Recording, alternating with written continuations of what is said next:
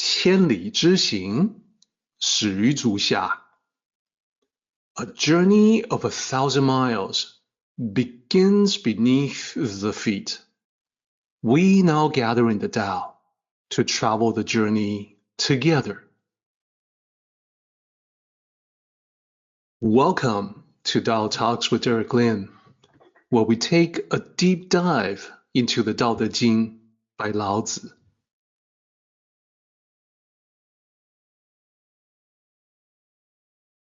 I would like to extend a warm welcome to you. Thank you for joining us. I would like to invite you to center your thoughts and direct your attention to this moment in time, to the here and now, to be fully present and mindfully aware as we all ready ourselves for this sacred process in the Tao with one another.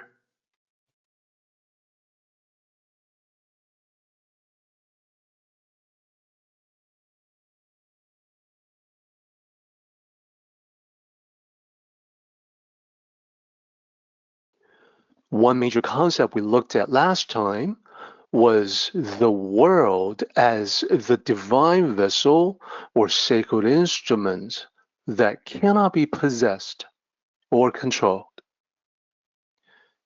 We talked about the multiple layers of meaning embedded in this term, the world. All that is below heaven. In one sense, it can be your life or your world, your existence.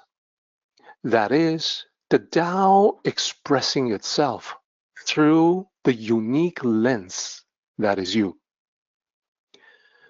This being your life, a gift for your existence, it will unfold in its own way, presenting its lessons to you as it should. If you try to dominate it, that is, if you try to force your way through it, if you resist it, resist the natural unfolding in the lessons of your life, refusing to see what it shows you, then that is when you fail. Number two, the world can be the land where the people reside, and therefore the world reflects the people. Trying to dominate the land is reflective of greed, bottomless greed, the desire to conquer. That is what ultimately fails. Number three, the world can refer to nature itself, the world of the myriad things. So domination, in this case, can be the exploitation of natural resources, the pollution of its original, pristine, beautiful state, or the destruction of its balance through neglect or ignorance. This will fail also because we're part of the natural world. So we suffer the consequences of whatever the damage that we do to it. And finally, number four, the world can refer to this globe, the planet Earth. This is a modernized perspective, updated with a modern understanding of science. Science tells us that this world, the Earth, it is all we have. It is our only home among the stars. We have to be good stewards. We have to take care of it because as of right now and for the foreseeable future, there is nothing else. We do not have a backup plan for the earth. If we lose this, that's it for us. Therefore, in all of these contexts, ancient and modern, it makes sense to say the world is a sacred instrument. One cannot control it. What we can best do is to work with it. The other recap is the results of what the sages conclude when they observe the natural world and the human world. As you can see in this slide, last time we went through their observations. They saw that the myriad of things lead or follow. They reflect on humanity and they realize that we human beings do the same thing. And most often, we lead and follow at the same time. And whether we have a leading role or the role of a follower, it often depends on the situation. We can switch back and forth among these roles. Then, the sages also observed that in nature, the myriad of things blow hot or cold. This can represent several different metaphors that we apply. Temperature itself is a good way to see how nature can reach equilibrium so that things are never too hot or too cold, but will reach a point in between.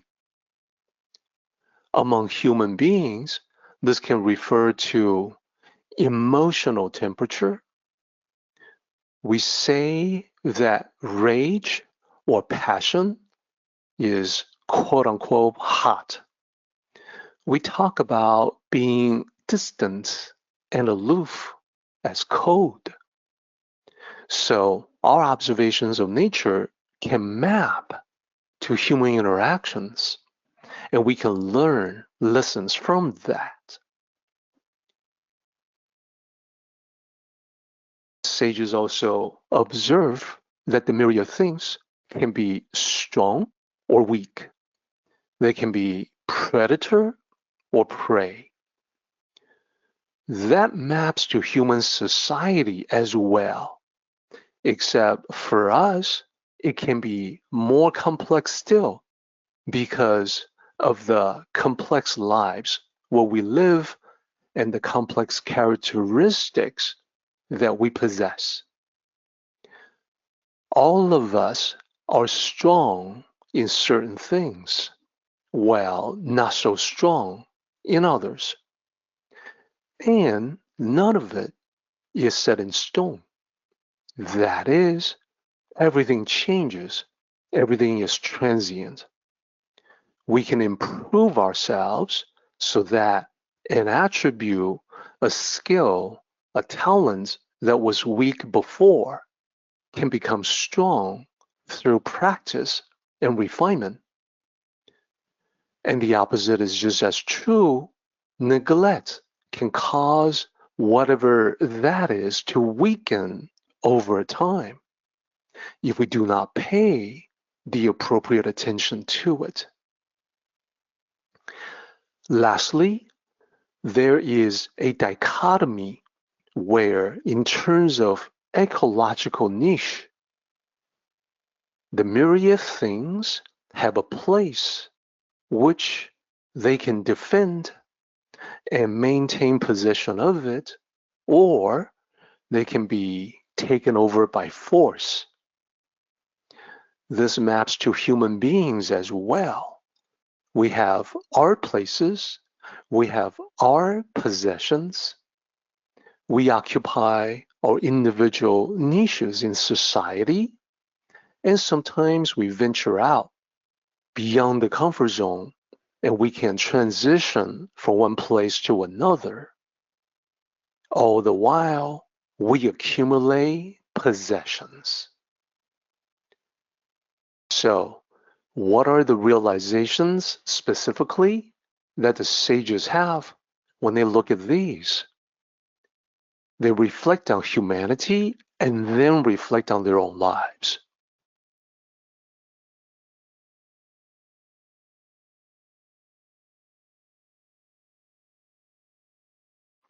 Our meeting has come to an end, but the journey continues on. Until next time, may the Tao fill you with peace and happiness.